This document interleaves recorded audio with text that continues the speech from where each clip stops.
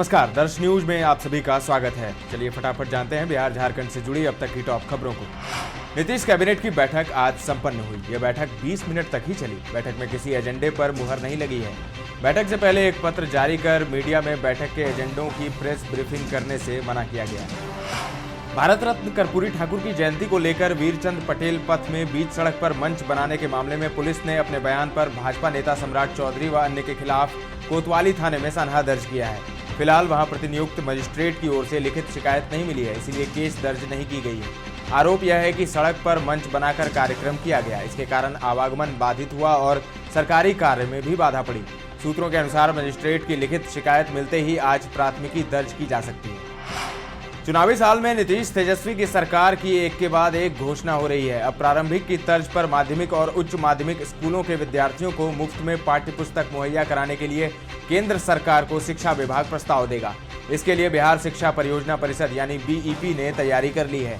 शैक्षणिक सत्र 2024-25 के बजट के लिए इसकी मांग केंद्र सरकार से की जाएगी। सरकार का प्लान है कि इसे जल्द से जल्द लागू कर दिया जाए ताकि चुनावों में इसका फायदा मिले। अपर मुख्य सचिव के पाठक ने इस पर काम शुरू कर दिया है। अयोध्या राम मंदिर में पीएम नरेंद्र मोदी के हाथों रामलला के प्राण प्रतिष्ठा पर जारी राजनीतिक घमासान के बीच नीतीश सरकार के मुस्लिम मंत्री का बड़ा बयान सामने आया है। लालू यादव की पार्टी राजद के नेता और आईटी विभाग के मंत्री इसराइल मंसूरी ने कहा है कि देश में राम राज्य से बेहतर कुछ भी नहीं हो सकता। एक राम कथा के आयोजन में पहुंचे इसराइल मंसूरी ने भगवान श्री राम से देश का कल्याण करने की प्रार्थना की। उन्होंने यज्ञ में प्रसाद भी ग्रहण किया।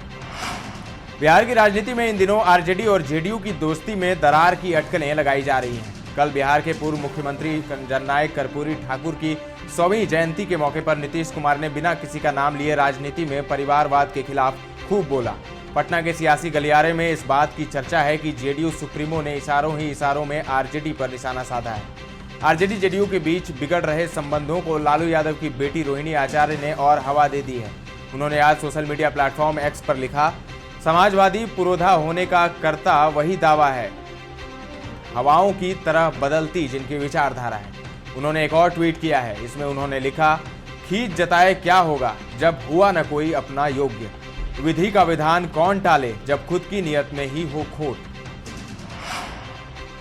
मौसम विभाग ने पटना समेत कई जिलों में ठंड का रेड अलर्ट जारी किया है। इस दौरान पश्चिम, दक्षिण और उत्तर बिहार के कई इलाकों में अति भयंकर शीतलहर की स्थिति बनी रहेगी। वहीं अन्य इलाकों में कोल्ड वेव का ऑरेंज अलर्ट है। मौसम विभाग के मुताबिक बिहार में अगले 5 दिनों तक हाड़ कपाने वाली ठंड से राहत नहीं मिलने वाली है। 25 और 27 जनवरी को नए पश्चिमी विक्षोभ सक्रिय हुए हैं, जिसके चलते 29 जनवरी तक हालात गंभीर बने रहेंगे। बीते 24 घंटे के भीतर बिहार में ठंड लगने से 5 लोगों की जान भी चली गई है। बिहार के मुजफ्फरपुर में स्कूल गए 12 साल के छात्र की ठंड लगने से मौत हो गई। शिक्षा विभाग के अपर मुख्य सचिव के पाठक के आदेश पर अब सवाल उठने लगे हैं। उन्होंने पिछले दिनों शीतलहर के चलते बंद किए गए 8वीं तक के स्कूलों को फिर से खोलने का आदेश दिया था। इस पर पटना के डीएम से उनकी तनातनी भी हुई।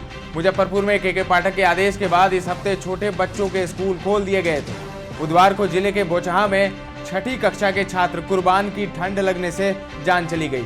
शिक्षकों और अभिभावकों में अब एसीएस के पाठक के खिलाफ गुस्सा भड़क रहा है। इसकी झलक मुजफ्फरपुर में दिखने को मिल रही है। राजधानी पटना में गणतंत्र दिवस को लेकर सुरक्षा कर्मी अलर्ट पर हैं। गांधी मैदान में आयोजित गणतंत्र दिवस समारोह को लेकर शुक्रवार को कई रास्ते आम वाहनों के लिए बंद रहेंगे। सुबह 7 बजे से कार्यक्रम की समाप्ति तक डाक बंगला चौराहा से गांधी मैदान तक वाहन नहीं चलेंगे। न्यू डाक बंगला रोड से एसपी वर्मा रोड पर भी वाहनों का प्रवेश वर्जित रहेगा। इन सड़कों पर पार्किंग भी नहीं होगी। प्रतिबंधित मार्ग पर सिर्फ पास धारक और आपातकालीन वाहन ही आ जा सकेंगे। यातायात पुलिस ने ये निर्देश जारी किए हैं। झारखंड के मुख्यमंत्री हेमंत सोरेन आज दुमका पहुंचेंगे और शुक्रवार को गणतंत्र दिवस के अवसर पर पुलिस लाइन परेड मैदान में आयोजित कार्यक्रम में शिरकत करेंगे। वे पुलिस लाइन परेड ग्राउंड में पूर्वाह्न 8:50 पे पहुंचेंगे और सलामी व परेड का निरीक्षण करने के बाद झंडोत्तोलन करेंगे। यहां परेड के बाद उनका भाषण होगा। वहीं झांकियां में भी प्रदर्शित की जाएगी और परेड व झांकियों में से सर्वश्रेष्ठ को पुरस्कृत किया जाएगा। मुख्यमंत्री पुलिस लाइन से 10:15 पे राजभवन लौट जाएंगे। वहां से वो 2:10 पर दुमका हवाई अड्डे के लिए प्रस्थान करेंगे और हेलीकॉप्टर से रांची वापस लौट आएंगे। झारखंड पब्लिक सर्विस कमीशन यानी जेपीएससी की अगली परीक्षा में अभ्यर्थियों को 7 साल की छूट मिलेगी। बताया गया है कि झारखंड लोक सेवा आयोग के द्वारा आयोजित की जाने वाली आगामी संयुक्त असैनिक सेवा प्रतियोगिता परीक्षा 2023 के लिए अधिकतम एवं न्यूनतम आयु सीमा की गणना के लिए कट ऑफ डेट के निर्धारण की स्वीकृति दी गई है। इसकी कट ऑफ डेट 1 अगस्त 2017 होगी। इसके अलावा अनुसूचित जनजाति, एसटी और अनुसूचित जाति यानी एससी वर्ग के महिलाओं को 50 साल की उम्र में ही पेंशन मिलने लगेगी।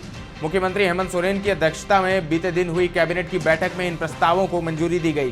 कैबिनेट ने 25 प्रस्तावों पर मुहर लगाई, जिसमें 140 मध्य विद्यालयों को उच्च माध्यमिक विद्यालय में अपग्रेड करने, गर्भवती महिलाओं को मातृ किट देने का भी फैसला हुआ।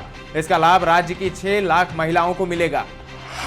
सोनी के प्रस्तावित विलय करार रद्द करने के खिलाफ जी ने राष्ट्रीय कंपनी विधि न्यायाधिकरण यानी LCLT में याचिका लगाई है।